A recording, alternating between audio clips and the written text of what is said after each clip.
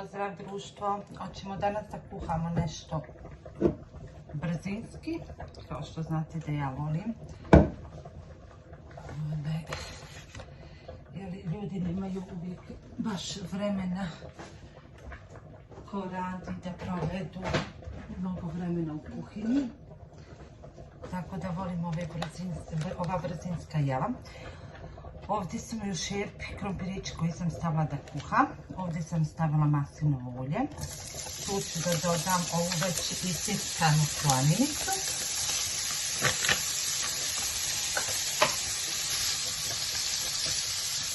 Ovdje sam pripremila već 2 čežnja bijelog luka.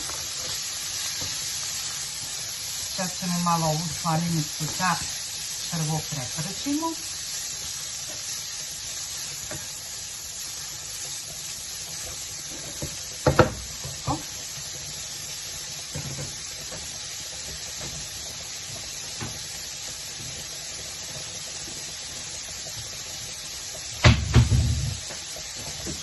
Ja ću da dodam malo bibera. Neću uopšte soliti. Zašto? Zato što je slanina već sama po sebi jako slana. Tako da nema potrebe da dodajem sol, ani vegetu. Samo biber. Eno u pozadini možete čuti i na kako laje. Javlja nam se, pretpostavljam, da vam kažem zdravo društvo. Znači ovdje ćemo ostaviti da se malo slanina preprži. Dok se slanina prži, ja ću ovdje da isickam bijeli luk koji ću da dodam.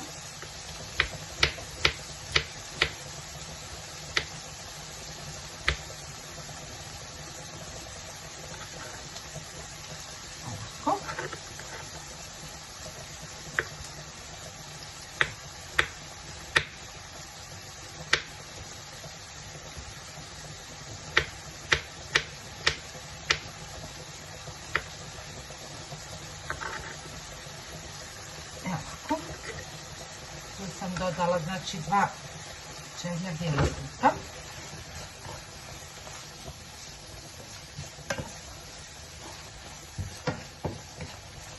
Evo, slaninica je već počela polako da se skuplja. Ja vama ne mogu opisati kako ova tava što sam vam pokazala, što sam kupila dobra. I morat ću otići u tu radnju da vidim da li ih još ima, pa da kupim još jednu veću i jednu manju. Još ću malo da dodam bijelog luka u prahu. Obožavam miris bijelog luka.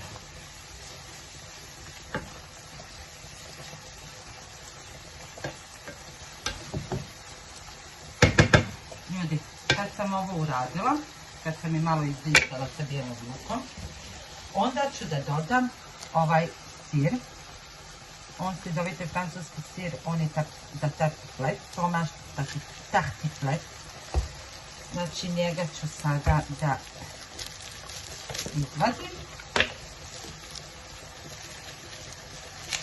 Da otvorim. Vi možete uzeti sir koji se topi po vašoj želji i vi njega stavite. Sad ću ga staviti odozgo.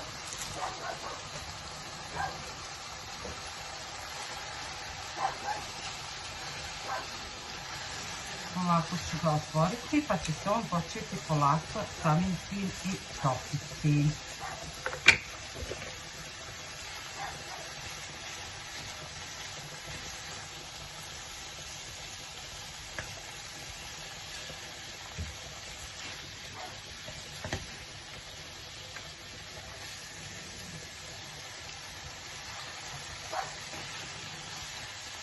Nala je gledala opet neku mačku napolju i brani svoj bašt, svoj teritorij. Ta mačka ne smije nikako da uđe kod nju baštu. Ovako.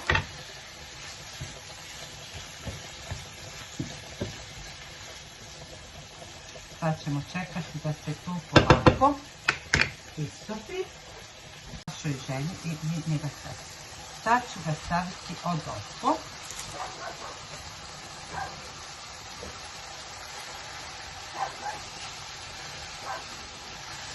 Ovako ću ga otvoriti pa će se on početi polako samim tim i topiti.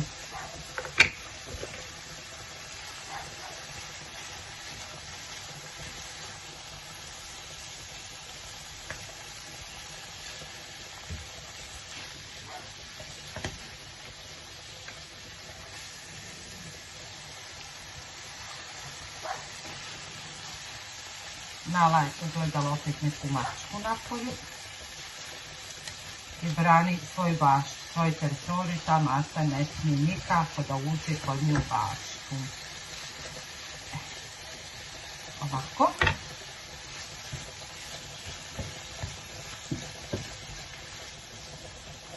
Sad ćemo čekati da se tu polako istopi.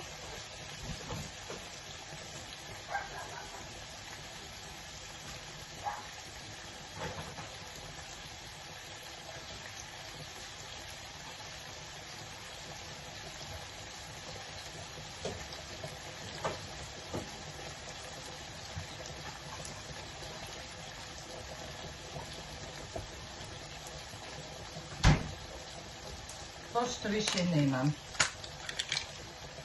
mlijeka za kuhanje, ja ću da zamijenim mlijeko za kuhanje sa pavlakom. Stavit ću 2 kašike. A vidite, on se već počinje polako topiti.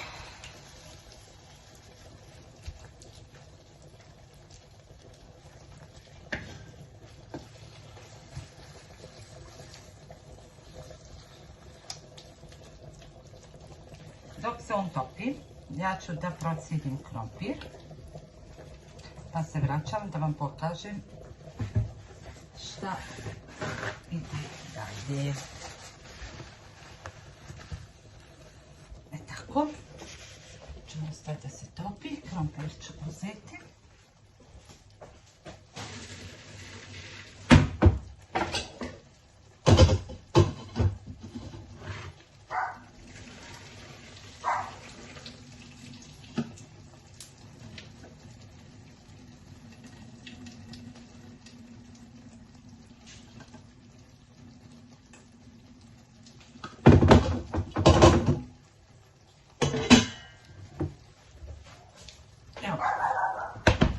Nala, znači moramo ugasiti kolo na kojem se krompir kuhao.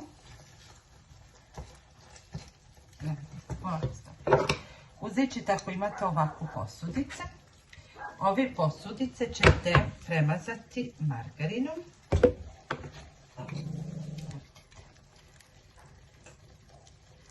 Znači dobro i premažite margarinom. Kad ste to uradili, onda lijepo sa drugom drvenom kašikom uzmite i izvadite krompiriće. Poredajte po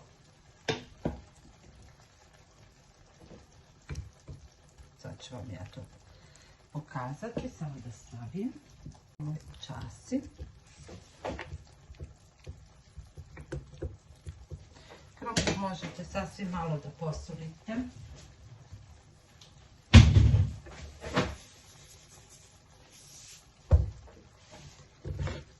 Dobili ste ovo.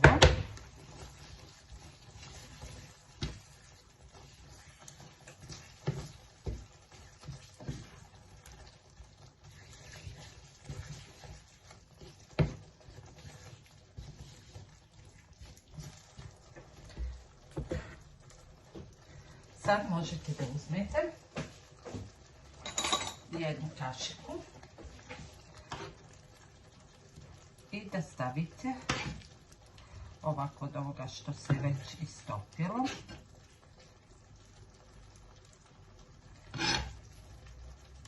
Da premažete odozgo ovaj krompir.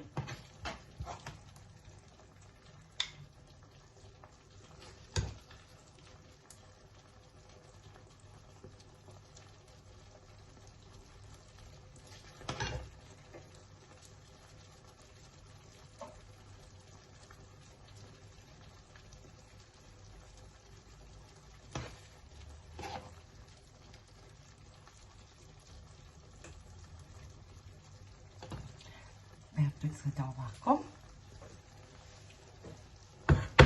Isto ćete da uradite i to znači koliko osoba. Kod mene je za 3 osobe. Ja ću ovdje da stavim za 3 osobe. Znači uzimam krompir. Stavljam na dnu posude.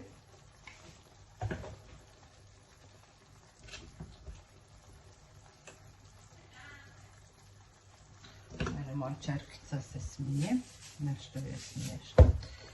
Zatim, isto kao i sa prvom, sad to ću smanjiti tako. Ovo je sve stopilo, nema potrebe da je na maksimum.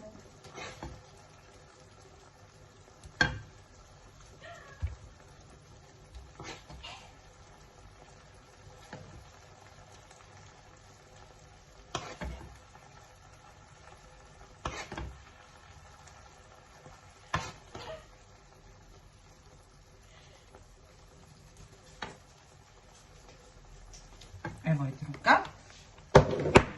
Odložit ćemo ovdje. Da bi uzeli treću. Isto ćemo je podmazati.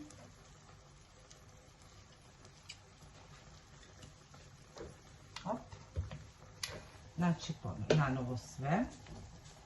Krompir.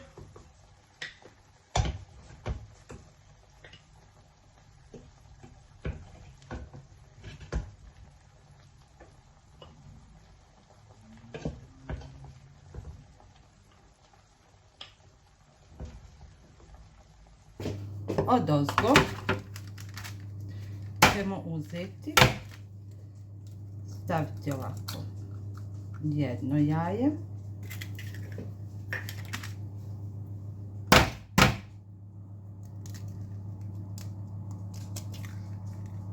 drugo, na treće neću,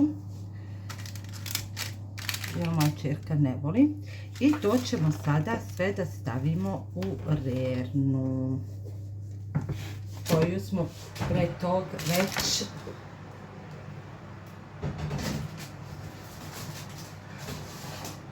čekajte, sve je to u redu, ali sam zaboravila jaje da posolim malo, tako, hop, malo da pobiberim.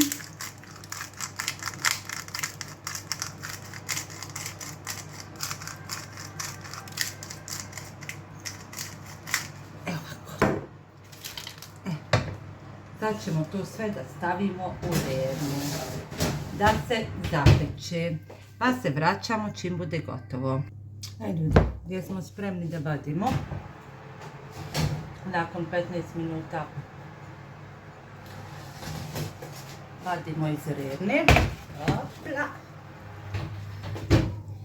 I uz ovo možemo sada da serviramo sa salaticom. Pogledajte kako je to lijepo. Jako jednostavan, jeftin, brz recept. Eto, nadam se da vam se svideo. Ja ću ovo ovako da serviram, znači sad ću napraviti salaticu. Čekam samo da mi Ljubiša dođe i onda ću ga poslužiti sa ovim jelom. Nadam se da vam se recept svideo. Ako budete probali da ga napravite, recite mu u komentaru kako se i vama svidio. Ljubim vas, pozdravljam vas sve. Ćao!